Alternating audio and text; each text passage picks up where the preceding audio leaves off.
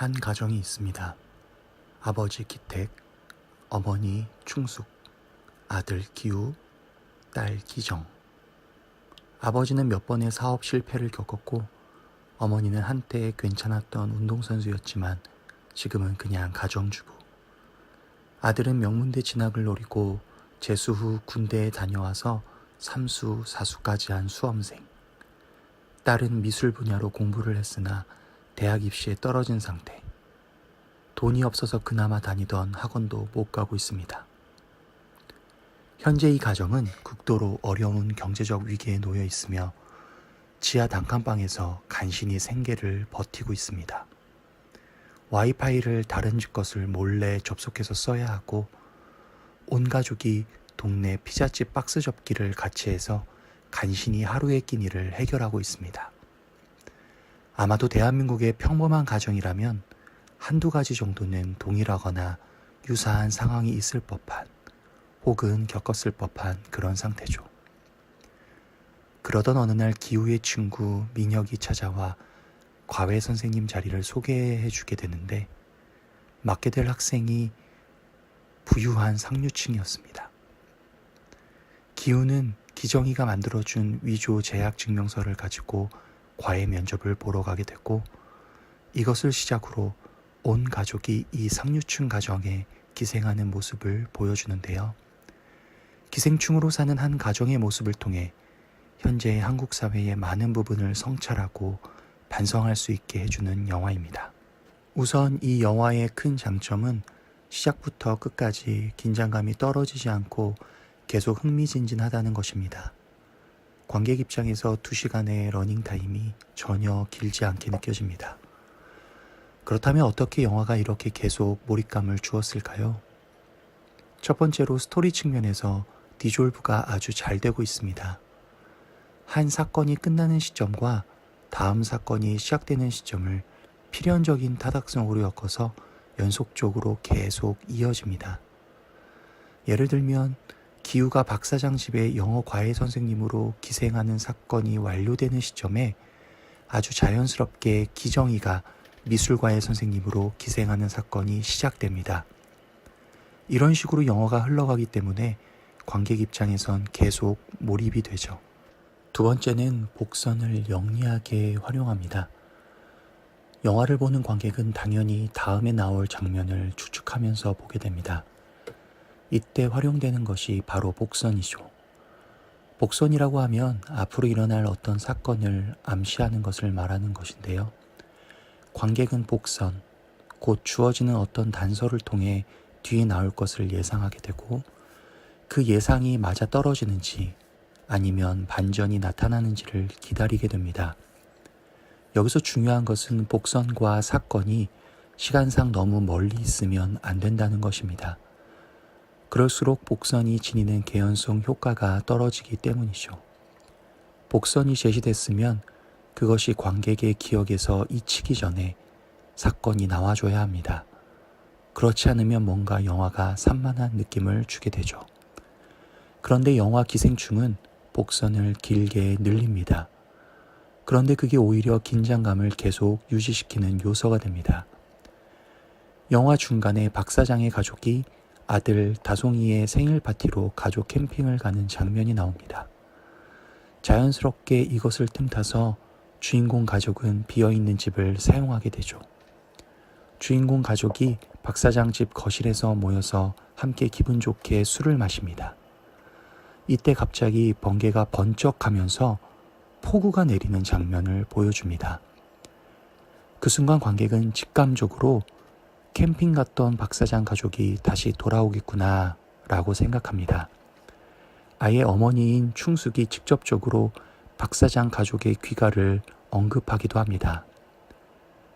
그러면 그 뒤에 주인공 가족이 하는 모든 행동들이 다 조마조마하게 느껴집니다. 어느 타이밍에 박사장 가족이 돌아올지 모르기 때문입니다.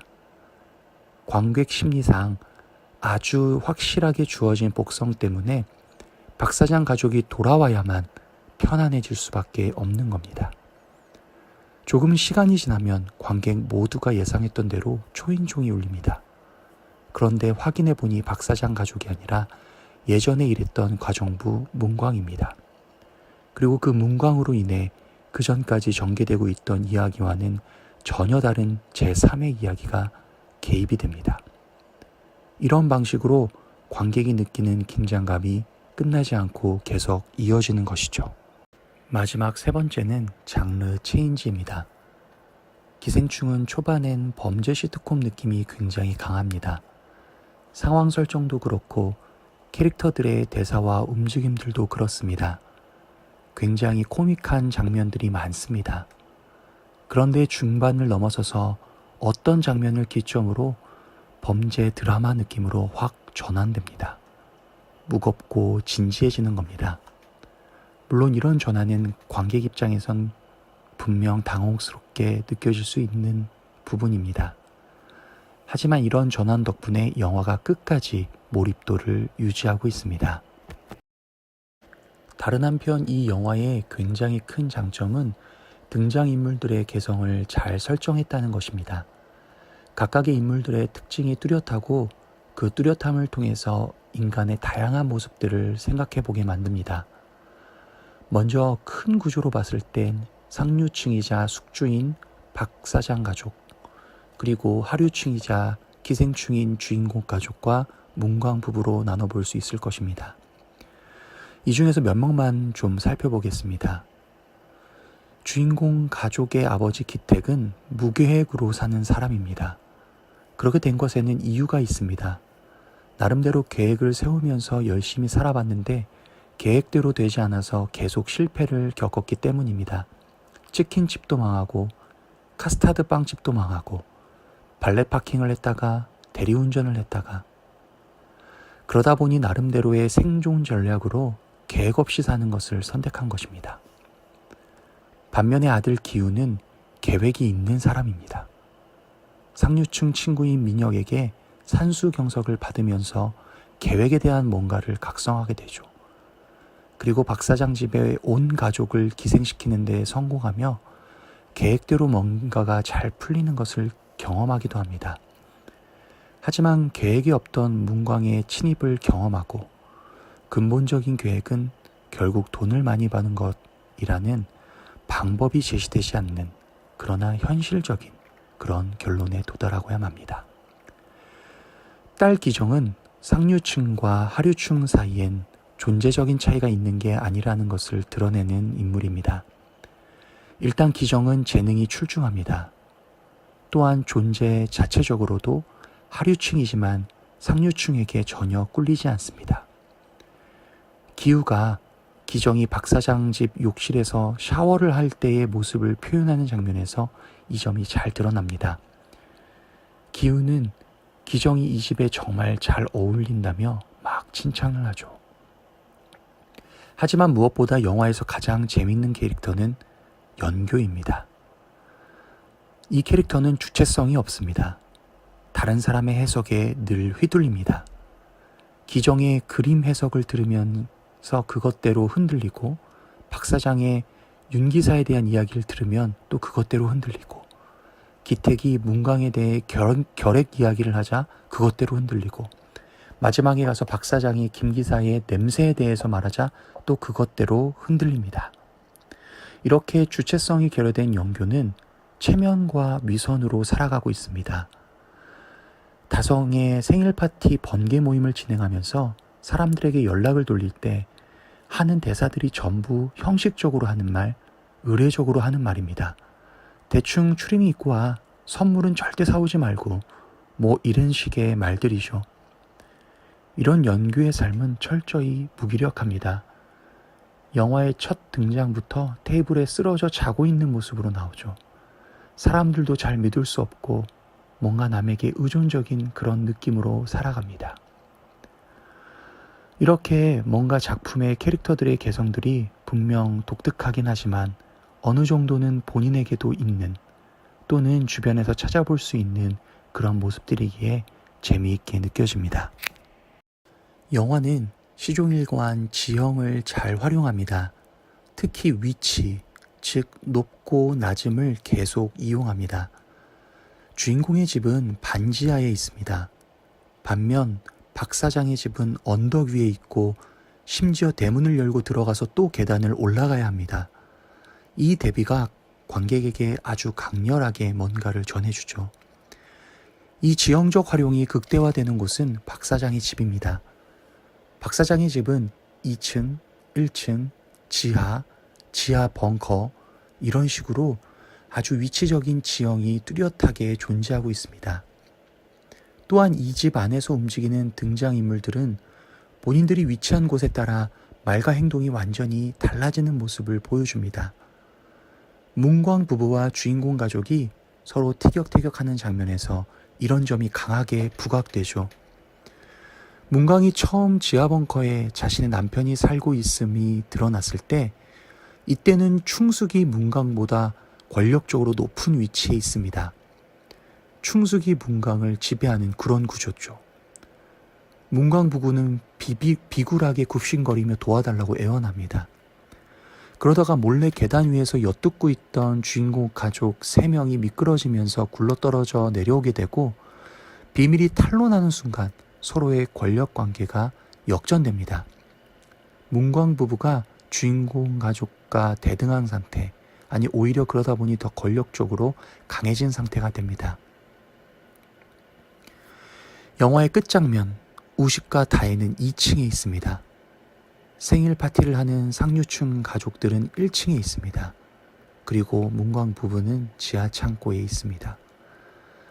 여기서 기우가 내려가겠다고 말을 합니다. 그러자 다혜는 1층에서 생일 파티를 하고 있는 썰렁한 저 사람들에게 내려가면 뭐 하냐며 자신과 같이 있자고 말합니다. 그러나 기우가 아니 더 밑에 있는 사람들에게 가야 돼 라고 말합니다. 영화는 이런 식으로 지형을 이용해 어떤 사회적인 위치, 사회적인 계층을 표현하고 있습니다. 강자와 약자, 혹은 상류층과 하류층, 숙주와 기생충 대비시키고 있는 것입니다. 어떤 사회적 지위의 상승은 지형을 올라가는 것으로 표현됩니다. 예컨대 주인공 가족들이 상류층에 기생하는 데 성공하면서 뭔가 위치가 상승하는 때를 보면 계속 2층으로 올라가는 장면들이 나옵니다. 반면에 지위의 하락, 상실은 지형을 내려가는 것으로 표현됩니다. 주인공 가족들이 지하 벙커로 내려가는 장면이라든지 박 사장 집을 탈출해서 자신들의 집으로 돌아가는 장면이라든지 보면 계속 내려가는 장면이 나옵니다. 이렇게 지형을 통해서 영화가 지적하고 싶었던 것은 한국 사회에 존재하고 있는 계층의 문제라고 할 수 있습니다. 가진 자와 없는 자 사이에 극심한 차이를 적나라하게 보여주는 방식으로 영화가 지형을 활용한 것입니다. 한국의 빈부격차 문제는 아주 오래된 사회 문제인데요. 이게 그냥 말로 구호로 빈부격차가 심해서 문제다 이러면 잘 와닿지 않습니다. 그런데 영화에서처럼 뭔가 극단적인 상황을 설정하고 보여주기 방식으로 접근하면 체감도가 훨씬 높은 것이죠. 영화를 관통하는 핵심적인 키워드가 있습니다.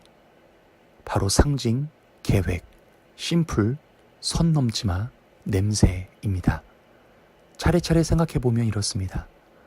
첫 번째 키워드는 상징입니다. 이 말은 주인공 기우에 의해서 영화 초반에 계속 등장합니다. 민혁이가 가져다 준 수석을 보며 그리고 다송이가 그린 자화상을 보며 마지막으로 기사식당에서 밥을 먹으며 이야 진짜 상징적이네 라는 말을 합니다. 이것은 이 영화의 전체적인 모습을 스케치해 주는 것으로 보입니다. 즉 이 영화의 많은 부분들이 상징적으로 뭔가를 말할 것임을 암시하는 듯한 느낌을 주는 겁니다. 실제로 영화를 보는 내내 이것과 저것이 매칭되는 듯한 느낌을 계속 받았을 것입니다. 두 번째는 계획입니다.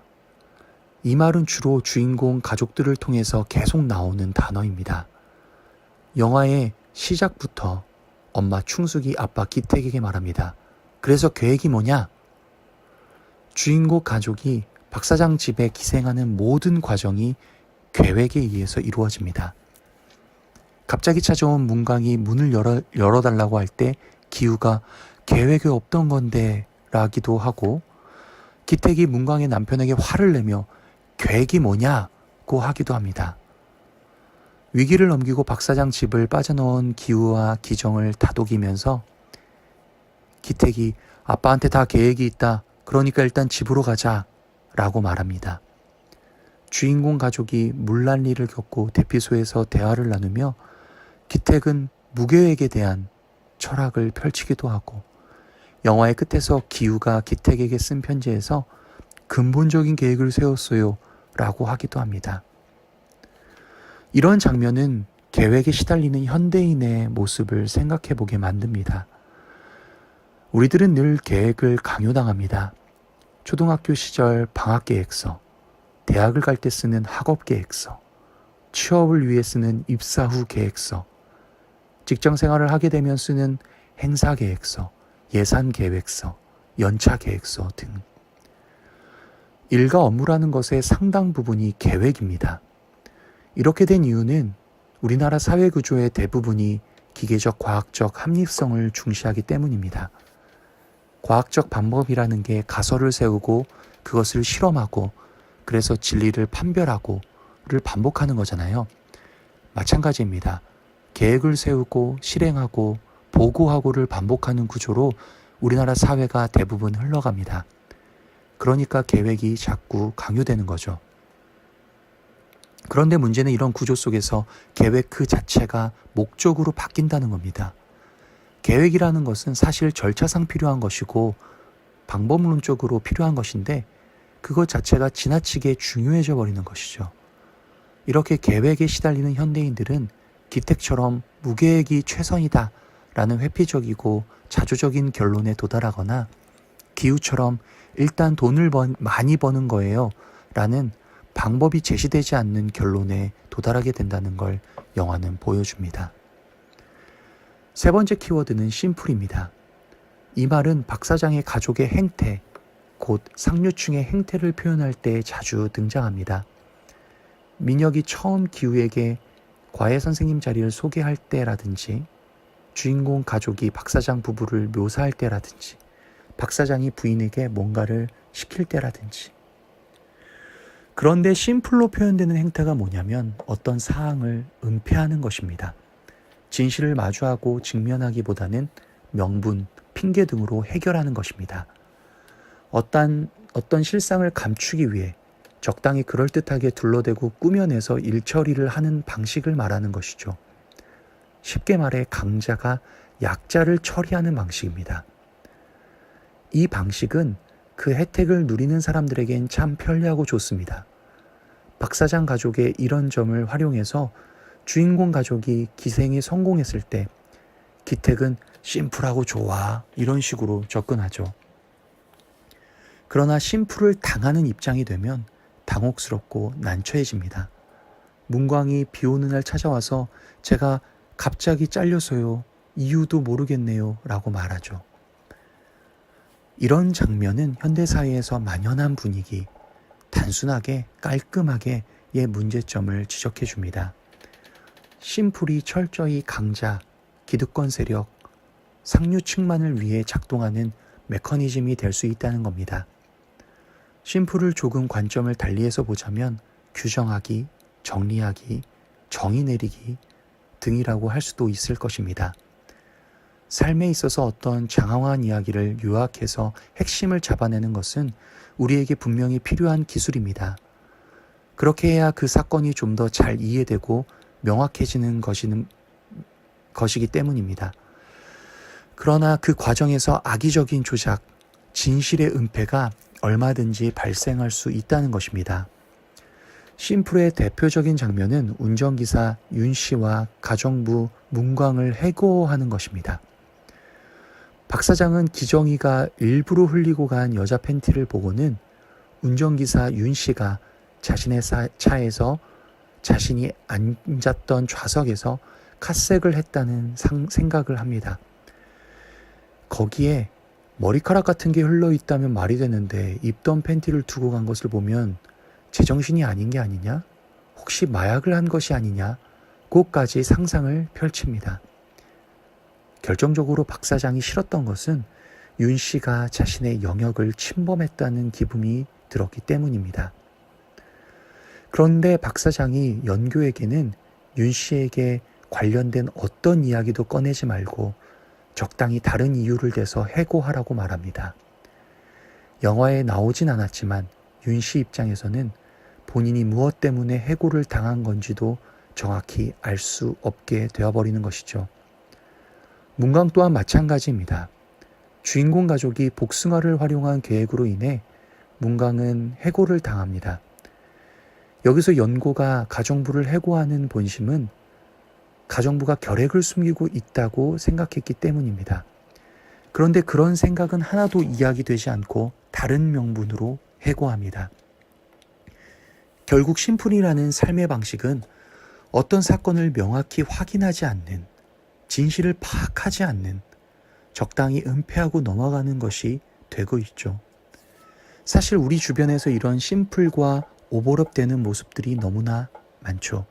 소위 말하는 갑질이라는 것의 양태가 상당히 이런 식일 것입니다. 영화는 이런 모습을 풍자적으로 보여주고 있죠. 세 번째 키워드가 선 넘지마입니다. 이 단어는 주로 박 사장에 의해서 사용되는 말입니다. 박 사장은 누군가 자신의 영역에 침범하는 것을 굉장히 싫어합니다. 운전사 윤 씨를 해고한 것도 선을 넘어서였고 가정부가 마음에 들었던 것도 선을 잘 지키기 때문이었습니다. 이 지점이 가장 명확하게 드러나는 것이 기택과의 대화입니다. 박 사장 입장에서 기택이 선을 넘는다고 생각하는 지점이 있는데 그게 뭐냐면 기택이 그래도 사모님 사랑하시죠? 라는 식으로 말할 때입니다.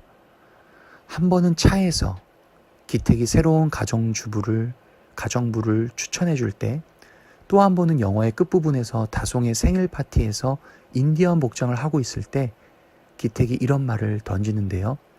이 이야기를 듣는 박 사장은 굉장히 불쾌해합니다. 이 장면은 기득권 세력, 상류층, 강자가 가지는 심리, 태도 이런 것을 함축적으로 보여줍니다. 그리고 중요한 메시지를 하나 던져주죠. 선을 넘지만은 서로 대등한 상태에서는 상호 존중하는 에티켓일 수 있지만 이미 구조적으로 갑과 을이 갈려 있을 땐 갑이 을을 무시하고 깔보는 것을 정당화하는 언어가 될 수 있다는 겁니다. 또한 기득권을 넘겨주지 않으려고 하는 인간의 욕심, 이기심을 반영하는 말이기도 하죠. 모든 사람은 갑의 위치를 욕망합니다. 그래야 편하고 자유롭기 때문입니다. 대한민국은 지금 모든 사람의 소망이 건물주인 상황이죠. 갑으로 살고 싶기 때문에 그렇습니다. 그런데 바꿔서 생각해보면 이 말은 상대적으로 자연스럽게 다른 누군가를 을로 만들어야 함을 의미합니다. 제로섬 게임의 원리를 깔고 하는 말이죠. 그러니 갑이 되려고 하는 것은 사실 상당히 씁쓸한 사회 구조를 기반에 깔고서 하는 말인 것입니다. 그런데 선을 넘지만은 이 구조를 유지하는 어떤 메커니즘인 것입니다. 때문에 선을 넘지마라는 키워드는 영화를 보는 내내 평범한 시민이라면 아주 불쾌하게 느껴졌을 것입니다. 영화의 마지막 부분, 다송의 생일 파티 장면에서 아수라장이 펼쳐질 때 그 씁쓸함이 절정에 다다르죠. 박 사장이 기택에게 서프라이즈 이벤트를 부탁하며 처음에는 미안해하며 저자세로 이야기합니다. 그런데 기택이 사장님도 애 많이 쓰시네요. 그래도 사모님을 사랑하시니까요. 어쩌겠습니까? 라는 식으로 마치 박 사장을 이해한다는 듯이 박 사장을 안다는 듯이 말하자 박 사장은 태도를 바꾸면서 오늘 출근하는 것이니까 업무의 연장이라고 생각하라 라는 뉘앙스로 말을 합니다. 저는 이게 니까짓게 감히 뭘 아는 척해 돈 받았으니 시키는 일이나 하고 가 라는 뜻처럼 보였습니다.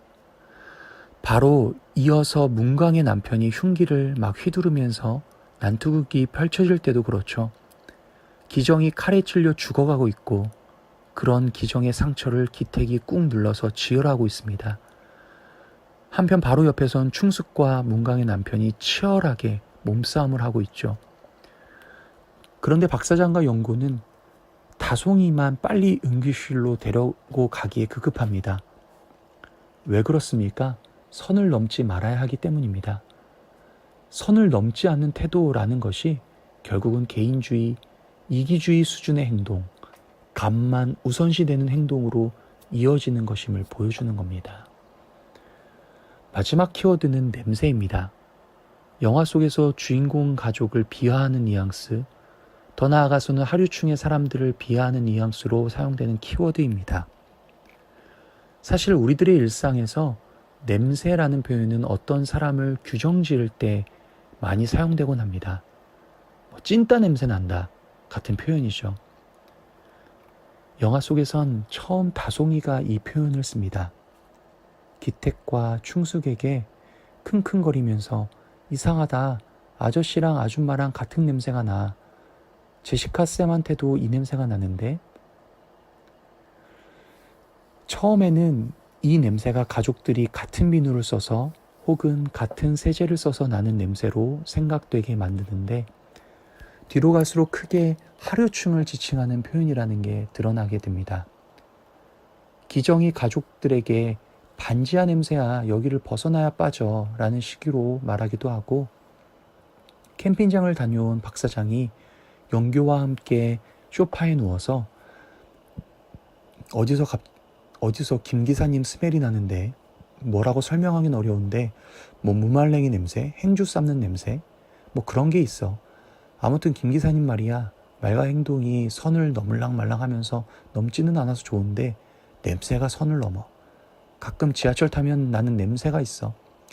지하철 타는 사람들한테만 나는 냄새가. 뭐 이런 식으로 말을 합니다. 다송이 생일 파티를 위해서 기택과 영교가 장을 보고 돌아오는 길에 영교가 코를 막는 장면, 그리고 박 사장이 문광의 남편 밑에 깔린 차키를 주우려고 할 때 코를 막는 장면 등에서 냄새를 통해 비하하는 모습이 나오기도 하죠.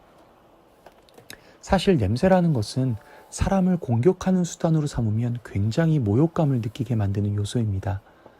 쉽게 말해, 야, 너 냄새나 라는 말을 들으면 너무나 자존심이 상하기 마련이죠.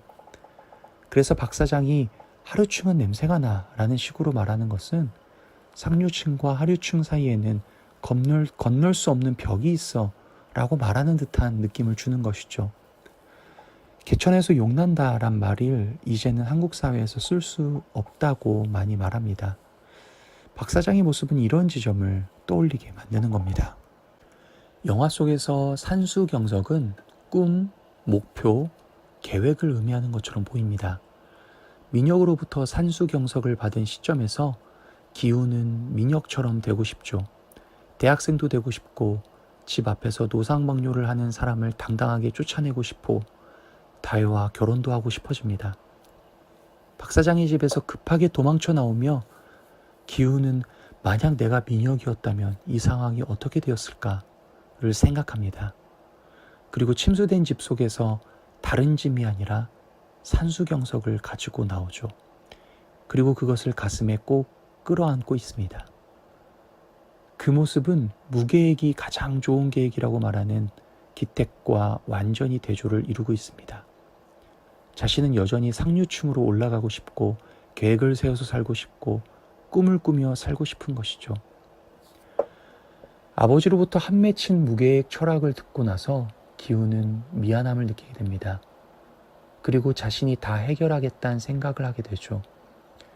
그리고 문광 부부를 찾아가게 됩니다. 이 산수경석을 끌어안고서 지하 벙커로 내려가죠. 하지만 문광의 남편에게 산수경석을 빼앗기고 그 돌로 머리를 가격당하게 됩니다. 자신의 꿈과 계획과 목표가 오히려 자신을 위험하게 만드는 꼴이 된 것이죠. 영화의 마지막 장면에서 기우는 이 상수경석을 냇가 같은 곳에 버립니다. 그리고 아버지에게 이렇게 말하죠. 아버지, 근본적인 계획을 세웠어요. 일단 돈을 많이 버는 것이죠. 대학도 취업도 결혼도 좋지만 일단 돈을 많이 벌 거예요. 이것은 꿈을 포기하고 돈을 버는 것이 목표가 돼버리고 있는 현 청년들의 모습을 상징적으로 표현한 것으로 느껴집니다. 오늘날 모든 문제의 해결책이 돈을 많이 버는 것이기 때문입니다. 과연 이렇게 되어버린 세상이 제대로 된 세상인가? 우리는 자문할 수밖에 없죠. 영화 속에서 나타나는 모든 진실들은 항상 감춰지고 은폐되어야만 하는 성격의 것들로 표현됩니다. 왜냐하면 진실은 노출되는 순간 자기 자신의 약점이 되기 때문입니다. 결국 끊임없이 속이고 둘러대고 핑계를 대야만 하는 세계가 펼쳐지고 있습니다. 윤기사를 해고할 때 제대로 된 진실 확인 없이 절차가 이루어집니다. 문광이 해고될 때 연고가 기택에게 절대 남편에게는 말하지 말라고 부탁하죠. 문광이 남편이 지하벙커에 살고 있다는 사실이 노출되는 순간 충숙에게 무릎 꿇고 사정하는 상태가 됩니다. 주인공 가족들이 정체를 속이고 온 가족이 기생한 것이 문광에게 노출되는 순간 손들고 벌을 서는 상태가 됩니다. 이런 장면들은 진실되지 못하게 살아갈 수밖에 없는 현대사회를 반성하게 만듭니다. 우리는 진실하게 살기가 어려운 시대를 살고 있습니다. 포장하고 있어 보여야 하고 감춰야 하는 시대를 살고 있습니다. 그렇게 하지 않으면 약점을 잡히게 될 때가 많기 때문입니다. 영화는 이런 세상이 도달하는 결과가 서로가 서로를 죽이는 길일 수밖에 없다고 이야기합니다. 그래서 영화를 보면서 우리가 만들어 나가야 할 세상은 좀 달라야 한다는 걸 느끼게 되죠. 우리가 만들어야 할 세상은 진실이 약점이 아니라 보듬어줘야 할 점이 되는 세상일 것입니다. 조금 바꿔서 말하면 서로가 서로를 인간답게 존중하는 세상이라고 할 수도 있을 것입니다. 주인공 가족과 문광 부부는 왜 이렇게 힘들게 살아야 할까요? 이들이 이렇게 된 것이 정말 이들의 문제 때문일까요? 가난한 이유, 실패하는 이유가 정말 게으름, 노력하지 않음 등 때문일까요? 아닙니다. 재능이 없는 것이 아닌데, 열심히 살지 않은 것이 아닌데 가난하게 됐습니다. 이들이 기생충으로 전락한 것은 구조적인 제약과 한계가 있기 때문이었습니다. 영화 속의 이런 묘사는 극단적이긴 하지만 매우 현실적입니다. 사실 우리 사회에서 상류층은 숙주처럼 부와 파워를 소유하고 있습니다. 반면 서민층은 기생충처럼 그것에 의존해서 살아갈 수밖에 없죠. 영화는 이런 사회구조 자체에 어떤 변화가 필요하다고 외치고 있는 것입니다. 주인공 가족과 문광 부부는 서로 치열한 생존 경쟁을 했습니다. 직접적으로 벌어지는 몸싸움도 몸싸움이지만 그 장면 이후에 보여주는 장면, 지하벙커에서 뇌진탕으로 화장실 변기에 구토를 하는 문광의 모습과 폭우 피해로 집이 다 물에 잠긴 상태에서 변기를 깔고 앉아 담배를 피우는 기정의 모습을 주고받는 방식으로 보여주는 장면에서 치열하고도 처절한 진흙탕 싸움을 느끼게 되죠. 흥미로운 진행은 이런 싸움의 끝에 선을 넘지 않고 있던 박 사장도 죽게 되었다는 것입니다. 지금의 사회 구조에선 상류층은 풍요로움을 누리는 반면 서민층은 치열한 밥그릇 싸움을 해야 합니다. 이러다 보니 상류층 입장에서는 어떤 구조적인 변혁이나 전환에 대한 담론 자체가 불편하게 다가올 수 있습니다.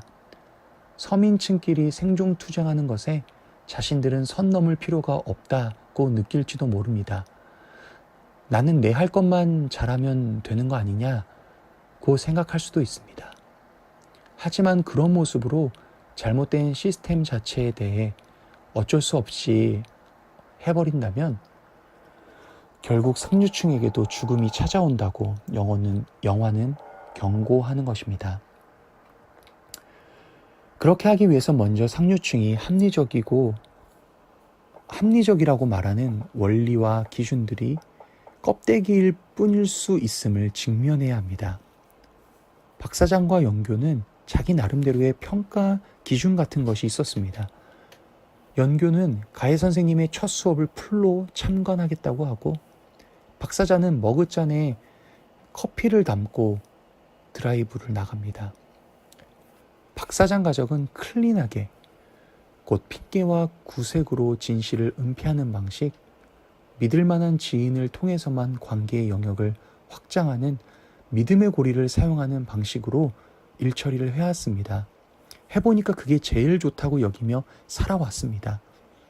하지만 이런 것들은 주인공 가족들에 의해서 손쉽게 해체당하고 말죠.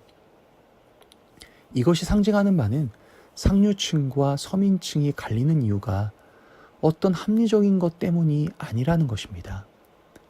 예컨대 재능의 차이, 노력의 차이, 인식의 차이, 이런 것 때문에 갈린 게 아니라는 것이죠. 그냥 가난하니까 가난할 수밖에 없는 현실이라는 것이죠. 그러니 계층으로 남을 판단해서는 안 되고 하층민이라고 무시하고 깔보는 태도를 취하지 말고 예의상 의례적으로 존중하는 것이 아니라 진실됨으로 존중해야 한다는 것입니다. 영화 속에 보면 오히려 서민층은 어떤 정 같은 것을 느낍니다. 생존을 위해서 어쩔 수 없이 남을 밀어내야 하긴 하지만 그래도 상대방에 대한 동정심 같은 것을 가지고 있습니다. 하지만 상류층은 철저하게 남을 이용하려고만 합니다. 처음 기우를 만나러 온 민혁이부터가 그렇습니다. 민혁이가 기우를 찾아온 것은 기우를 이용하기 위함이었습니다. 박 사장과 연교가 사람들을 대하는 방식도 대부분 그렇습니다. 이런 모습으로 사람을 대해서는 안 된다고 영화는 말하고 있는 것입니다. 여기까지 제법 긴 시간 동안 기생충을 리뷰해 보았습니다. 보고 난 뒤에 뭔가 할 말이 참 많아지는 그런 영화였는데요. 재미와 의미를 동시에 담은 그런 영화입니다. 배우들의 연기도 그렇고 전체적인 진행도 그렇고 정말 좋은 영화라고 생각했습니다. 긴 시간 동안 들어주셔서 감사합니다.